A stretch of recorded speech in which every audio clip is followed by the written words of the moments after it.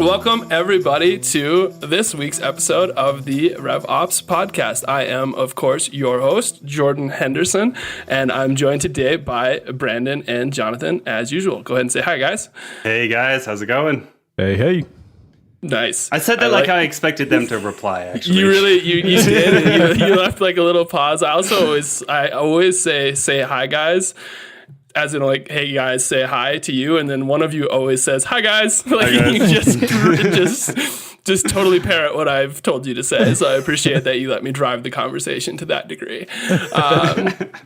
Cool, awesome. Well, I'm excited about today. So we've got a continuing episode of RevOps 201 series, which is super, super exciting. And today we're going to talk about probably like the most easy, fundamental, like low-hanging, we probably should have talked about this first thing. We've done SDR metrics and alignment. We've done CS metrics and alignment. And we haven't done AE metrics and alignment, which feels a bit off, but totally fine. We started where we started. Deal with it, everybody else. But obviously, like, pretty fundamental, aligning your closers to the rest of your revenue operation, right? Like sort of like one of the key places where revenue operations specifically starts.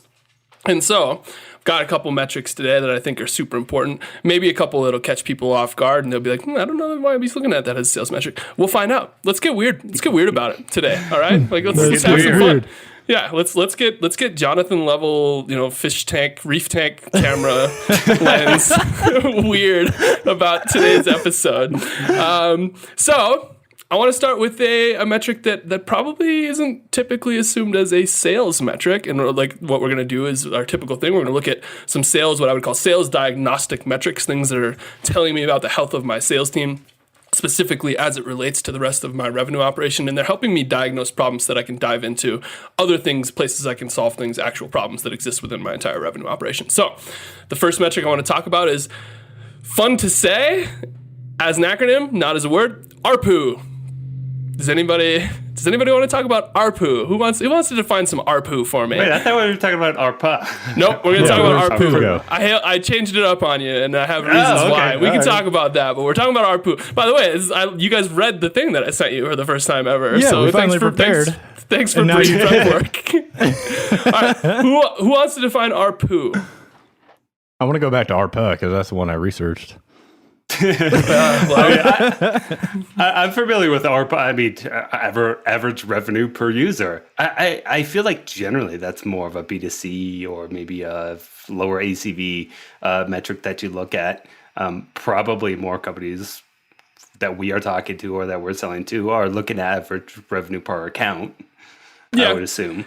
There's a reason I don't like revenue per account though, just so you know, which is it. There's really easy ways for businesses to fix a bad ARPA by saying, great, we're just going to sell to enterprises with tons of headcount and tons of like money, right? Like we're just going to not sell small deals anymore because average revenue per account is obviously drastically skewed when you sell that, tiny deal to a tiny customer. But that's still a deal. It's still a customer. And so, and that's typically how companies think of like, oh, let's fix ARPA by not, like, we'll just sell bigger deals, like only bigger deals. We'll just cut out the bottom of it and cool. So you actually have less revenue, but your ARPA is great. Good job. Like wonderful for you. Good work. That's exactly what the goal was. So I like ARPU because it actually sort of discounts that, right? Like you aren't looking at small deals as different to large deals. It's just users. So if a small deal has less users, it's average revenue per user, which is why I changed it, by the way. That's why I changed it from ARPA to ARPU because I hate the way that companies typically think of solving that. And I also know that Jonathan's very passionate about like not solving problems by getting rid of revenue. So yes. he was gonna have a bit of a conniption about that. So I wanted to avoid a Jonathan Stevens meltdown on today. You're welcome, everybody. Cool. I mean, that's a good definition. So the way I would measure ARPU is you can measure it annually or monthly. You essentially take your ARR, your MRR of your customers and divide it by the total count of your users in those same customers, right? And you can do this, by the way. A lot of companies like just look at ARPU as a top-down company-wide metric, but you can do it like quarter over quarter basis. So you could track like of the deals we've signed this quarter, of the new business deals we've signed this quarter, what's our ARPU?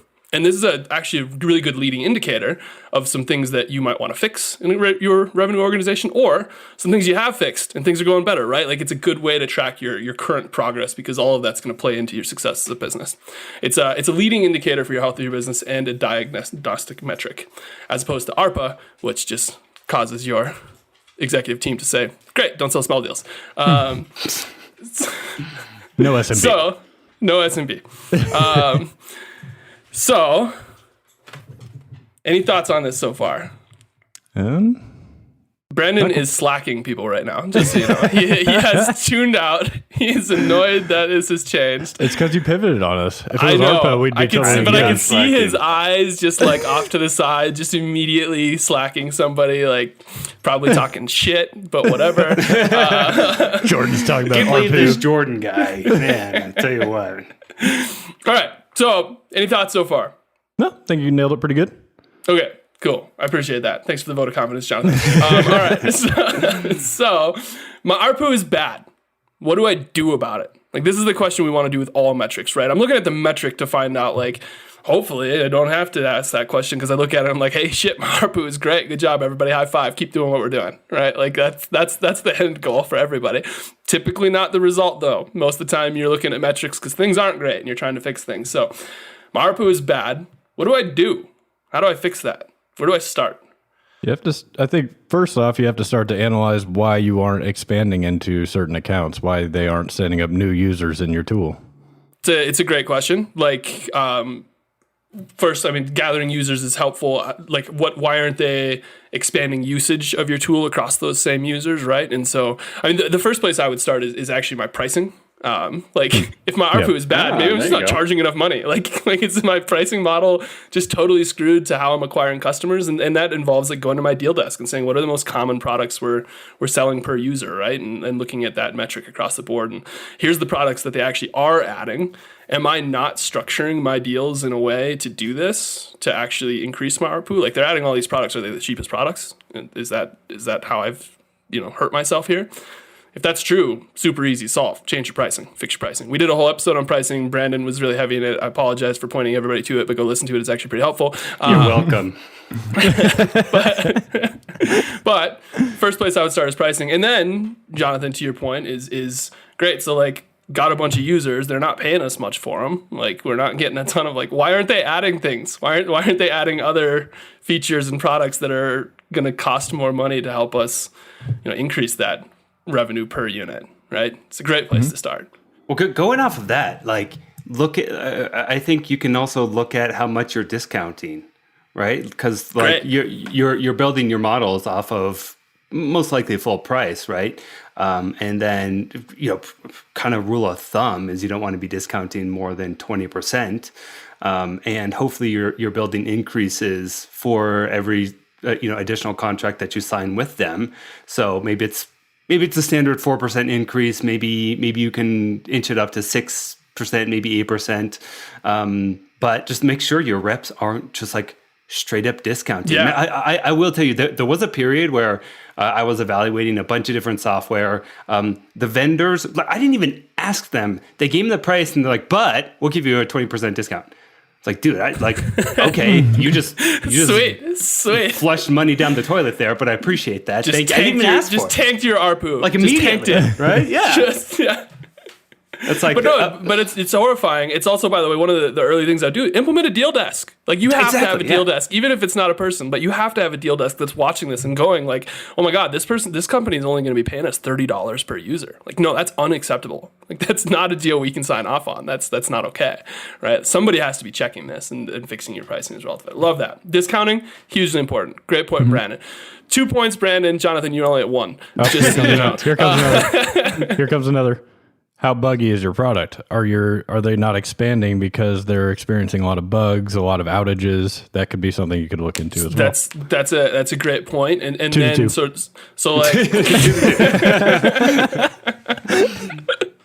I feel I have no regrets that I just started this. But that'd be like the first place I would look, right? And that's actually, I know people are going to be like, well, you're like not really doing revenue operations there. Hell yes, you are. You're aligning it to your like business operation, right? Like I'm aligning my pricing model and my deal desk back to my sales team to make sure what my sales team is doing actually aligns to my top line business goals, which is revenue operations. But the next thing I do, so say that's all done, right? I've got my pricing all buttoned up. I know my discount limits are great. I've got a deal desk checking everything. I feel real confident that I'm not signing any bad deals. And I've got my product team working overtime. I doubled my headcount over there. We're fixing the crap out of that problem. That's all great. My ARPU's still not fixed. Product training and enablement. Because what's frequently happened is almost certainly you're not pushing the other products in the deal cycle. You're selling one or two core products that people feel comfortable selling, that marketing feels comfortable marketing, and other things are falling to the wayside. And you're not increasing ARPU by not adding those other things in, and you're not training and enabling your sales and marketing team to push those things, which are going to be easy ways to increase ARPU. There's the easiest way to increase ARPU for anybody listening that has multiple products is sell multiple products to the same users, right? Like that's the sort of name of the game here. But if your sellers aren't enabled to do that, it's not going to work. And so product training and enablement around additional product offerings and product lines, super, super important for ARPU. Then targeting, because a lot of times when you go look at ARPU, when you go look at it and say, great, ours is bad, except for in this one customer segment. Like everybody we sell to in the finance segment, we have great ARPU because they love these 4 products, whereas everybody else loves 2. Okay, marketing, we gotta go after finance people, right? Like they have the highest return on investment for us because the ARPU's through the roof, which is a really easy way to change your ICP. Like this should absolutely play into your ICP. If you know specific segments, specific verticals, specific customers have a higher propensity for buying multiple products, that absolutely needs to be factored into all of your targeting and is information that you're going to get from past sales into deal desk that you should feed back to your marketing team. That's like five points. I'm just like LeBron Jamesing you guys right now. But damn it. Yeah, it's just right. He mutes us and then he goes on. He goes on rants. He steals all of our notes. What else? What else am I missing? Yeah, I think what we said so far has nailed it. I'm trying to think if there's anything else. We'll insert the Jeopardy theme song in right there. Just all right. I mean, you hit on the head.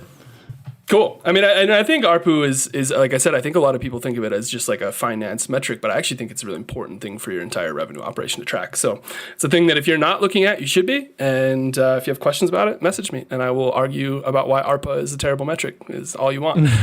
It's a vanity metric. It's a vanity metric. That's all I'm going to say. Whatever. That enablement point is so big too, because no matter where you are, you'll see green reps who just have no idea what all products the company offers, and they can't speak to it. They don't understand it.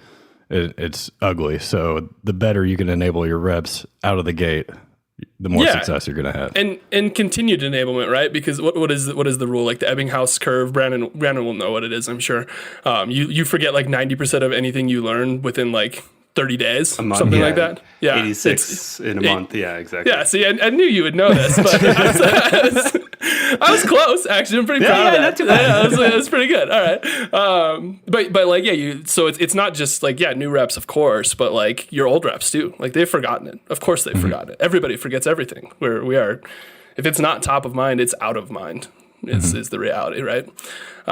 Which is a very poor way of describing the Ebbinghaus curve. Thanks, Brandon, for filling that in for me. I read it in a book. No, I'm just kidding. In readings. In a book. That's me, WHITE.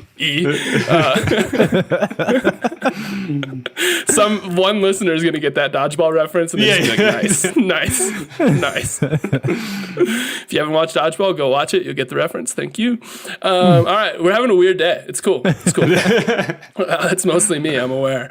All right, so I'm going to dive into the next metric. And this is maybe... it's a metric, but it's like a bit of a broader version of looking at a metric. And I know Jonathan's going to be super passionate about this one, so I'm actually pretty excited. Pipeline slippage, which is a very fun metric and has a weird noise. Don't ever do that again. But all right, so pipeline slippage.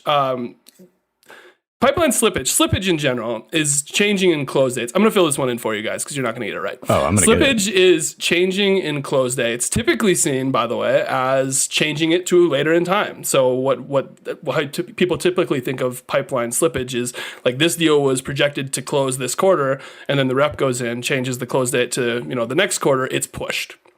And that's true. That's probably the most common version of slippage. But when you're looking at pipeline slippage, it's actually also very important to look at slippage forward, because there is a lot of stuff where reps will say, great, like this deal is for this quarter, and they'll say that in month one, and then they close it that month, and it has slipped 2 months forward somehow. And that's valuable information too. Like that's not that common. I hope it's more common for you, but exactly. it's still slippage, right? It slips It's a one classy way. problem. It's a high class problem for sure. But it's important for a lot of reasons. And pipeline slippage in general, like why does it matter, right? It's actually, this is the thing that I think people forget. People measure loss rates, right? Like there's how much pipeline we lost this quarter. Cool. Super helpful. By the way, slippage is typically a bigger percentage of your pipeline than closed loss. Like it just typically is. And so what you're looking at, if you're looking at closed won and closed loss and you're not looking at slippage, you're looking at a very small percentage of your overall pipeline to find out what's going right and what's going wrong. And the bigger piece of your pipeline and why it's moving around is just not being analyzed at all. Hugely problematic, right? So asking why you lose deals is one piece of the puzzle. Identifying why you win deals is one piece of the puzzle. But sometimes the biggest piece of the puzzle is why are deals slipping? Why are they pushing? And you're not asking that question. So that's why it's important. You need to know the answer to that question, especially if you have a messy pipeline, because deals will just slip forever and they're basically lost. But you'll be missing those. So what am I missing before we move into the logical next question? What about pipeline slippage am I missing? I think you got it. Not gonna I argue can't think of there. anything missing. I'm not gonna say I'm a pipeline slippage expert.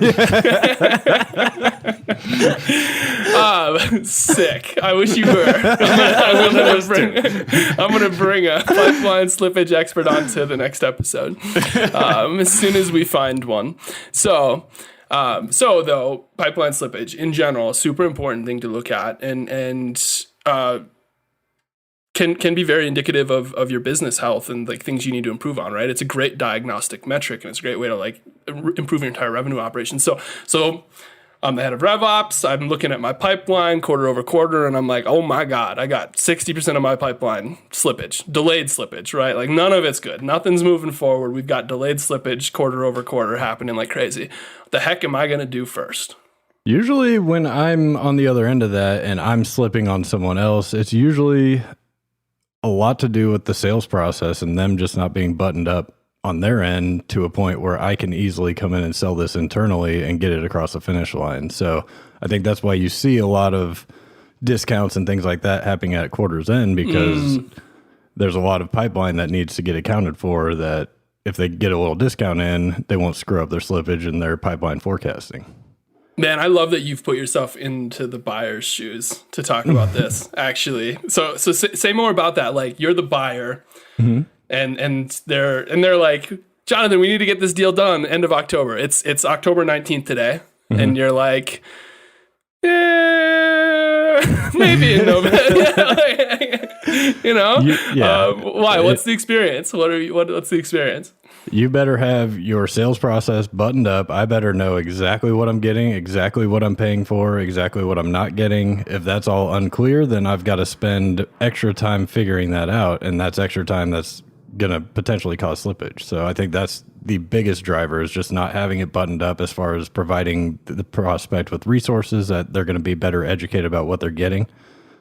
And then also training, understanding how long it's going to take to stand up the tool and train on the tool. That's going to be a big piece of the puzzle as far as when you decide you're going to stand it up, because you're going to need to allocate resources to be able to stand the tool up. So you're going to have to be really aligned with your timeline and the sales timeline. Right. It's helping your prospect build a business case for your solution. Right? Like anytime I go to my CMO and say, I want this piece of software, I have to outline exactly why I want it, what's the return that I'm going to get, how quickly I can see that return, the price, the contract, like all of that stuff. Like I want to work with the vendor to help me actually put something accurate together. Because if If he's actually telling me something that is very inaccurate, I sell it to my CEO or CMO, and it's inaccurate. I look terrible, and so does the vendor, right?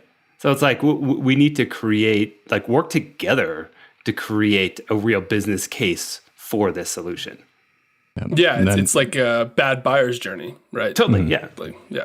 And then if you get into the enterprise space, you also have to include legal, and you got to get all the terms of service checked off and all the contract information signed off on. So there's a lot that goes into, especially on the enterprise side. And how hard or difficult a company makes it to get through legal is a pretty big cause of slippage, to be honest. Like, obviously, I'm a little closer to that than a lot of people since of my background in law, but like, procurement can be so slow. Like, it can be just terrible. And if that's causing problems, or you're not getting procurement started early enough in the process, like, that's purely dysfunction in your buyer's experience, like your sales process, right?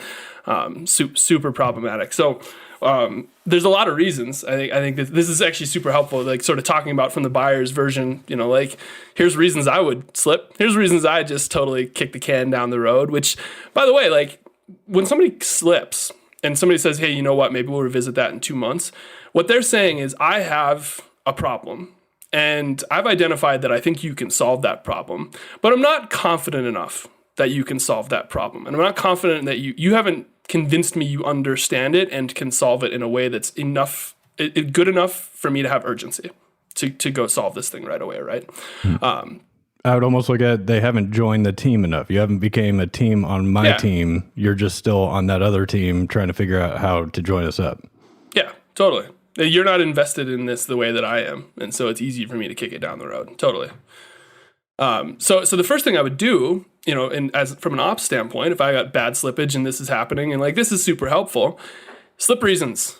Like, if you're pushing a deal, changing the date, track that information. Why is this happening? It's the same as loss reasons, right? Like, you should be tracking this. Like, okay, anytime, put in validation rules, set up pick lists that require people to do this, iterate what those fields are and track what's happening. What that's going to allow you to do is then say, great, here's all of our slip reasons. Here's who's experiencing them the most. And what you're going to inevitably find is that some reps aren't slipping deals. Like, there's going to be a handful of reps that are just like, I say this is going to close this quarter, it's going to close this quarter. And there's going to be a handful of reps where, oh my God, nothing they've ever committed has closed. And it's just, and like, that's just the reality, but that's an opportunity to go analyze what the reps that aren't slipping are doing differently and then scale that across your team, right? And that can be sales enablement stuff. Go ahead.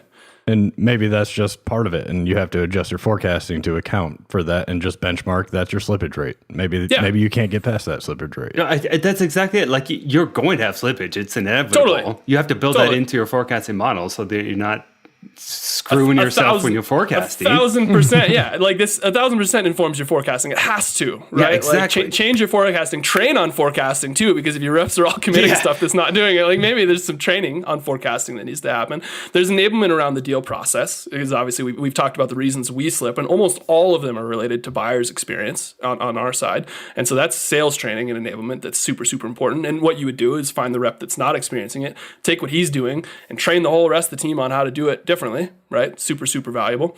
And then there's other things you can do across the top of this, right? Like, if I'm losing a ton of pipeline because, like, I'm slipping deals,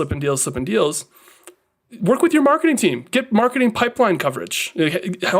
Have them run ads, run campaigns against your current pipeline to help identify other advocates, to create urgency, to make your company a partner to this other company, right? Like, those things will help. They will move the needle to fixing this problem. And then set KPIs around it. Like, actually have slippage goals, right? Like, not only use the slippage that you've had in the past in your forecasting, but then have goals of improving it, or goals of maintaining where it's at least, but actually have KPIs and track to them as a business. One metric to this that I don't think is measured anywhere, that probably should be, but it would be difficult to get after. On the buyer side, I've always experienced the lower amount of tenure somebody has at the company, the harder it's going to be for them to sell a tool in at the company. So if you understand that this guy's been here 10 years versus 6 months, that 10-year guy is going to have a lot easier time getting things procured, getting RFPs figured out, knowing who to contact within the company to get it sold. Whereas the guy that's been there 6 months is going to have a very uphill battle getting all that figured out for the first time. Totally. That's such a great point. And it's also company to company variance, right? So like at Ring DNA, we sell mostly to, sales and ops leaders, and sales leaders particularly have an average tenure of like 17 months. So like it's actually very rare to find like a VP of sales has been at that business for 10 years as the VP of sales. It's not a thing that is frequently happening. But if you're at a company where it's like finance, maybe it's totally different. And so it's different to your business, and definitely a thing that I think would be really interesting to pull. I don't know how you would do it, but it would be really interesting to pull. I'd love to see that data if somebody has it. Anybody listening knows how to do this. Let's do it. Let's figure it out.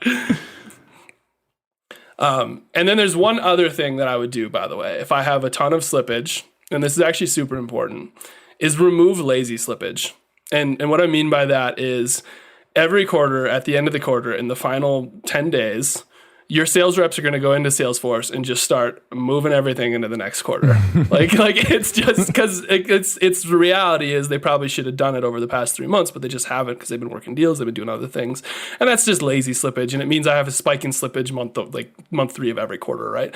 And the way you remove that is just share the data early, share it often, and force a clean pipeline. Don't let deals sit. Like as an ops team, right? Like communicate this very clearly to the team. And if you start to see that happening, then you need to share data more frequently. You need to set better expectations around that, because it's skewing your metrics, frankly. Like it's just not helpful. And if I'm a sales rep, if I'm doing something like slip reasons and I have to go move 20 deals into the next quarter, I'm just like batch updating slip reason to like one standard thing, and that data is ruined forever then too. So it's just ruining everything. So it's super important to keep that hygienic. Well, I also think you have to make sure you're not incentivizing reps to keep slipping deals, right? Instead of like closing them out.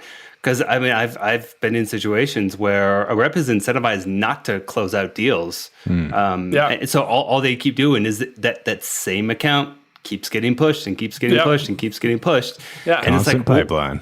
Right, exactly. So it's a perfect segue into our next metric, which is conversion rate instead of win rate. Because win rate is exactly what you're saying. Win rate is rewarding, not closed losting deals. Like, which I love that. Because totally. Like, great, I have 5x pipeline. Like, cool, but that one deal has slipped 7 times. Like, I don't really understand why it's still in there. So first pay attention to are the same deals continuing to slip? Yeah. Or is it the same rep? Or which is actually a thing. Jonathan, if you want to make an Asana card, we should figure out how to track how many times the deal has slipped quarter over quarter. So like every time it pushes to a new quarter, that's a slip. Add one on, right? Like if you could go into your pipeline and see, hey, here's the deals that have slipped 18 times, and we could just strip them out. Because then, like, what's that telling me is one of two things is true, right? I'm either have a really messy pipeline with a bunch of deals that should be closed lost, or were never qualified, or I got reps working a ton of deals that are probably never going to close, and that's a whole lot of wasted time. And there's probably some in between on all of that, but it'd be great to identify that and figure out how to fix it, right? Yeah, I am noting that now. Sometimes we learn as we go. I love this. That's right. This is super interesting conversation, actually. I knew slippage was going to be such a weird topic, but I love it. Okay, so I think we've talked a little bit about conversion rate in the past. I want to talk about it a little bit more today. I'm going to open this one up for a definition. Who wants that conversion rate definition? You go for it, Jonathan. So conversion rate would just be the amount that's getting converted.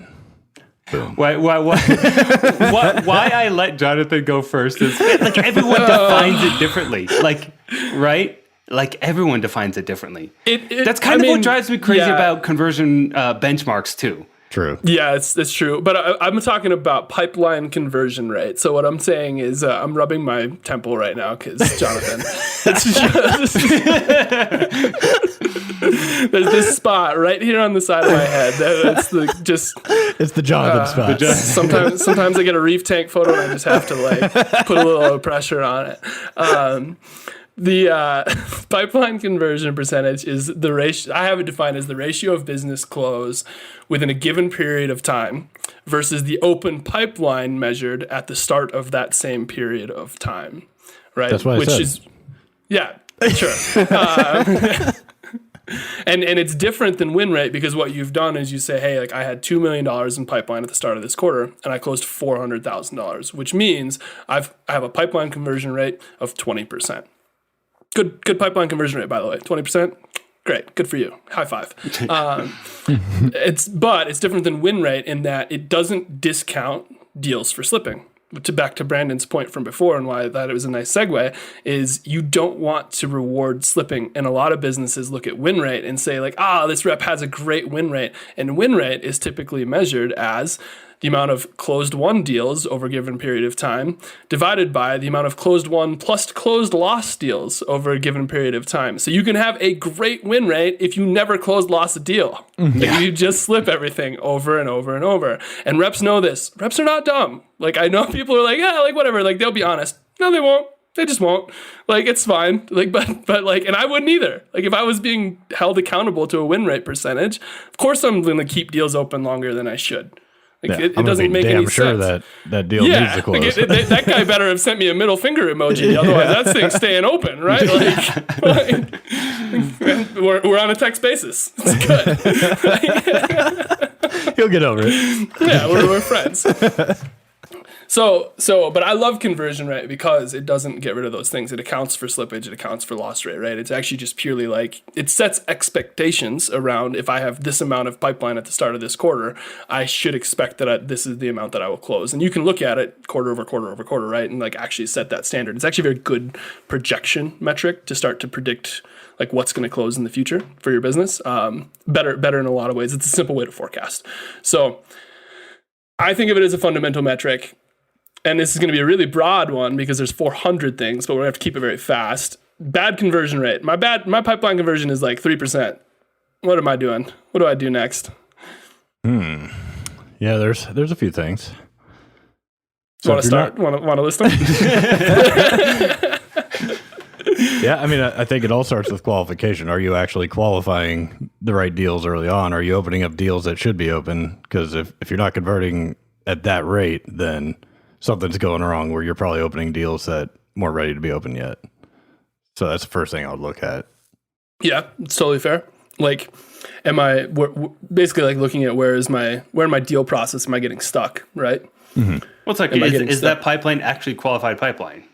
Which is a good question. Right? Well, yeah. Which a lot of companies define pipeline differently, right? I was talking to a buddy of mine who their company defines pipeline as soon as a meeting is set. Right? Yeah. The AE doesn't even have to take it. As soon as the meeting is set, that's pipeline. That's different than companies in the past where I've worked at. It's like the AE actually has to have that. You have to meet all the criteria, and then they still get to decide whether they flip it or not. That is very different, which is kind of why, like, going back to what I was saying earlier, conversion rate has to be clearly defined in the beginning, and why I don't like people benchmarking themselves against other companies, because you don't know if that company defines pipeline the same way you do. Yeah, totally fair. Point. And the way you're looking at pipeline is also super important because of where you're at as a business. So what I would use as an example there, and this is just a thing for anybody that's scaling rapidly. If you're relatively flat as a business and you're just sort of continuing performance, this is a really easy metric to look at, right? Like I was at 20% last quarter, I want to be at 20% this quarter. If I'm scaling rapidly and I'm doubling my marketing budget and I'm doubling my pipeline and I'm doubling my sales team like quarter over quarter as fast as I can, your pipeline conversion percentage is going to drop, because what's going to happen is the month before the new quarter, you're going to add $4 million in pipeline, and it has no chance of actually closing in the next quarter, but it's factored into that equation, right? So what you've got is a much higher total pipeline, but it's all new deals. It's all young stuff. It doesn't actually like have a chance of closing. So you need to figure out how to account for that, or at least just adjust your goals accordingly, right? Like change your definition of how you do this and target this to account for those outlier things. Super important. Yeah, I think that's totally the first place to start, is make sure the pipeline is actually pipeline. Like this thing actually adds up for me, right? I still think it's a really good metric, but once you've sort of like cleaned that piece up, then what do I do? So like, great, I've cleaned up, it's all pipeline, I've done all this, I'm really confident in these numbers, my pipeline conversion is still not where I want it to be. Like what would I do next to fix that problem? And I Also add like analyze how your demo process is going. Like, or get some feedback when you're done with the demo. Get some feedback. Did I present everything in a way that made you feel like you're confident in buying this product? Were there things missing during the demo that you would have liked to see? That's invaluable, and that can give you some insight into what you didn't cover in the demo, and then in the future you'll know, okay, I need to do better on the next one. It's totally fair. Yeah, I mean, it goes back to like the deal process, right? Like where am I falling off in my deal cycle that's causing me problems? Totally. And think it back to when I was a rep. One particular instance where everyone's conversions dropped was actually we brought in a trainer from Spin Selling, Huthwaite, and we actually changed the way we have conversations. Right. So we did a whole week intensive where everyone sat down with the trainer, we went through the workbooks, we went through all of the books, we went through everything. And then for it must have been like 2 months, everyone was trying to figure out how to actually implement spin selling, and everyone's conversion rates just dropped. Right. and it's something that like management never even took into account, that it was going to be such a massive change. So if you're thinking about changing anything like your qualification process, or just like any sales frameworks that you have, you might want to think about how that might affect your seller's ability to actually close deals. Mm-hmm. Yeah, don't take change in anything you do in business lightly, because it can have huge impacts. Yeah, I mean, yeah, of course it is, right? And that's actually usually the goal: have a huge impact. Like, right. You're not trying to like not change things and like have positive impacts, but yeah. Eventually, our closure rates went back up, like above where they used to be, because it was a much better process than what we had in place before, and it was a phenomenal training. I'm a big fan of spin selling because of it, but there was that period where right up front it's going to cost you a little bit. Give me an elevator pitch of what spin selling is. I don't think I've heard of that before.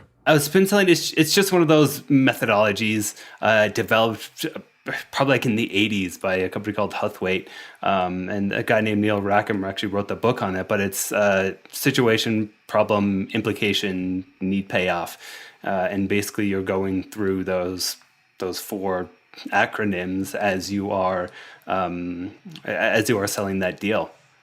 And yeah, and the biggest change for us was just like really the implication part, where it is really digging deep into like it's almost asking why 5 times, right? It's like, okay, what implication does that have? All right, like let's go one level deeper. Why does layered that questioning matter to you? Yeah, exactly. Yeah. Trying to actually truly understand the pain points and the actual cause and the actual impacts, rather than just like high level, here's the problem, and then moving on. Right, exactly. And taking that at face value, because we all know that the problem that they have right in front of them, or the one that they state, isn't the actual underlying problem, right? You have to dig deeper. Totally. And so like to that end, like what I would do if I was looking at it, like my pipeline conversion rate is bad, like it's a great diagnostic metric to say, great, we're not converting enough of our pipeline to close one quarter over quarter. That's a huge fundamental problem for my business, right? But that alone doesn't like point me where to solve. It says like, yeah, go do training and enablement for the sales team. Super important. Yes, absolutely should do that. What I would actually do first, after cleaning up the pipeline, making sure that's all right, is I would segment out the pipeline conversion data. So like I need to know what my pipeline is for SMB versus commercial versus mid-market versus enterprise, deal sizes as a segment, different ages of deals, right? Like, am I converting deals with a certain age better than ones without? Lead sources. I'd like to see pipeline conversion by lead source, right? Like I would start to break it out into different buckets, because that's going to let me actually identify problems that I can solve. So say I have a ton of pipeline from this certain infographic, but none of it ever closes. Like we gotta like take down that infographic, or change the infographic, or train the sales team better on the problem that infographic highlights. Like that's gonna help me actually pinpoint things that I can have an immediate impact and solve, and help me identify, back to your point, what problems we aren't solving well enough to create urgency for buyers, right? Like if there's a bunch of problems being identified by a whole slew of different lead sources or for a specific segment or industry, and we're not converting those deals, then we're not solving that problem well enough as a product or as a sales team. It's just not happening, or as a marketing team. And that's an easy thing for us to go train and resolve. But I need to segment it all into these narrow buckets to then identify how I can help each team improve. And that can be additional marketing resources, it can be tweaking marketing resources, it can be training on sales and enablement, it can be increasing conversion on the SDR side, it can be better discovery, it can be better demos, it can be better deal desk. All of those things make a 2% increase across the board in every one of those, and suddenly my conversion rate is better again, right? Totally. But the fundamental thing is, it's a great diagnostic metric, but I need to break it down into like 60 different buckets in order to figure out what I want to do best. Right? Exactly. I feel like we go back to this a lot, because one of the things I was going to say too is like maybe something in your market has changed. And as a product marketer, I want to be as close to that as possible. So if for whatever reason that, we keep losing deals in healthcare, maybe something changed there where I'm actually not able to sell effectively into healthcare, or maybe it's a specific geo or anything like that. Yeah. So it's like that's why part of that like product marketing, that like market intelligence really is going to come into play there.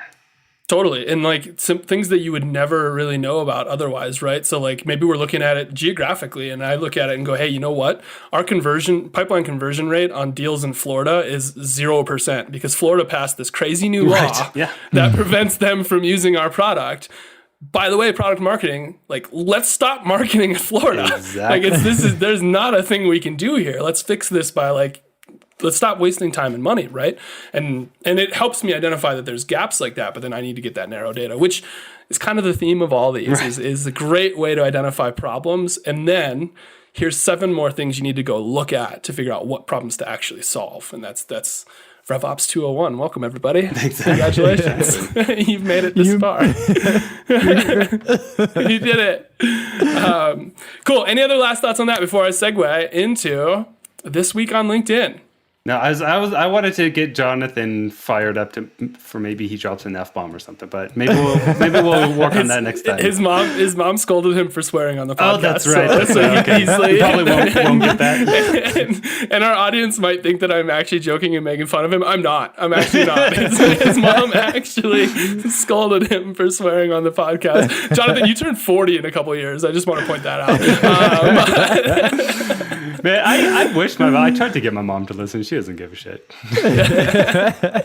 Your mom loves you, Jonathan. Your mom loves you. She does. She does. Wonderful. She does not love you when you swear, though. So She doesn't like swearing. I hope she listens to this episode and just calls you right away angrily.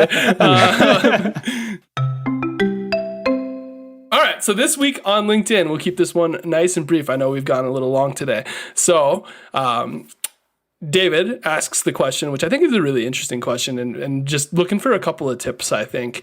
They're trying to undergo a cultural shift at his business. He's in revenue operations, where they are trying to get the AEs and sales managers to use the CRM. Oh, What? Why would they do that? No. Well, yeah, David, first you got to ask yourself, is this the right thing? Yeah. Are you at the right company?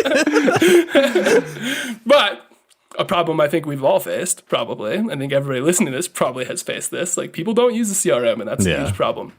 What would be like 2 things you would say, like, here's where I would start in getting people to use my CRM? Oh man, it's a hard cultural shift. I've been at companies where they just use spreadsheets and they'll just export out of the CRM and then just work out of their Excel sheet with phone numbers on it, and it is a disaster. So you really have to show them kind of the pain of not having the data readily available, and kind of show them the big, I think they don't see the big picture too. Sometimes they don't see that there's revenue operations analyzing pipeline and analyzing forecasting and all that. So the more data they're putting outside of Salesforce, the more that gets lost and the less that can get analyzed, and it just creates a mess for everybody involved. So I think that's where I'd kind of start, is just education and training. Yeah. Why does not putting that in CRM affect you? Like, how does that actually affect you as a rep? Like, a lot of times they don't know, right? Mm-hmm. Yeah. They totally don't know. They don't know the downstream effects and how that actually comes back around to hurt or help them. I was gonna say, I think the biggest thing on that is I think training and enablement is super important. I think typically the way ops approaches that is to say like, this is bad, this is bad, this is bad. And actually the best way to do it is like, if you put this data in Salesforce, like I can have our marketing team like run marketing ads against this business that you're working with. Like I can, like, here's all the ways we can help you be better, right? Like I can have the implementation team queued up and ready to do this as soon as you close the deal. Like all of this is going to help you be better and help you make more money. Because if you tell a rep they're going to make more money, they will do it. Yep. They will always do it. And another good point to run by them is if there's no activity history on a lead that you've been working on your Excel sheet, somebody else can come and grab it and steal a deal right from under you. So somebody might give that person a call right after you did because it's not logged anywhere, right? Yep. Yeah. And setting that sort of level of like KPI and expectation, super, super important. The other thing that I would add, and then I think we can stop. We don't have to beat this dead horse. I'm gonna actually shoot David like a huge response because there's a lot of things I think that we could put together on this. But I'm sorry, David. Empower your. I actually sent him my Calendly link and asked him to grab 45 minutes because I think this is like legitimately because I think this is a long conversation. Empower your sales reps to use your CRM in a way that's super easy, right? And like that's a philosophical goal of our product at Ring DNA. So obviously we all sort of align to that, but I need to make it as easy as possible for my reps to use my CRM. I need to make it so that they can just like in their casual workflow be dumping data into the CRM and like a dialer that automatically logging emails using like Salesforce inbox, super, super important, right? Empowering that to happen in a way that actually just takes what your reps are already doing and makes sure that ends up in Salesforce is a really easy step to get a lot of this data. Obviously, the trick to that is budget sometimes, but it's still what I would recommend. If you want a cultural shift, got to power it, got to make it easy with foundational things. Right, and there are tools out there that actually make updating very specific fields in CRM, Salesforce specifically, really easy. Like PeopleGlass by People AI. We'll put all of the required fields or all the fields that you really want that a sales rep will actually use right there in one pane of glass. So you don't have to click around, search on the page, where to find it. Like all of that in one spot, easy for you to update. Mm-hmm. Totally. And the Ring DNA dialer logs the fields directly into Salesforce as soon as you end the call. Exactly. Just automatically logs them in, right? Like that's it. Reps don't even have to think about it. They don't even have to have Salesforce open. They're just calling people, and like it just logs the data in. Perfect. That's what I want. Like that's what my reps want, right? I don't have to tell them to log activities. They're logging them. I think the other part of is just managers. Like the managers need to enforce it with their reps, and not only for the fact that they need to do that for the obvious reasons of analyzing data, but also so that they can keep track of how their reps are performing. How many dials are they making? How many conversions are they doing? They're not going to be able to see that if you're working out of an Excel sheet. So you're never going to be able to improve. If you're using your CRM as a system of record to hold managers accountable as well, and also enable them, and showing them that, again, education and training for managers is a whole different thing about why it's important. But yeah, totally, equally important. Totally agree. Cool. All right. Well, that's probably part one. There's probably like 400 other AE metrics we have to go into, but that's part one. Super. Everybody who's listening, give us a 5-star review, send us your questions, follow us all on LinkedIn, give us a shout out. David, I have 45 minutes with you next week. We're going to talk about this in depth, and I'm going to probably be a shoulder for you to cry on by that point because this sounds pretty terrible. Looking forward to it anyways, but thanks guys, and we'll see everybody next week. All right, David, if you're looking for a new job, we're hiring. See you guys. See ya.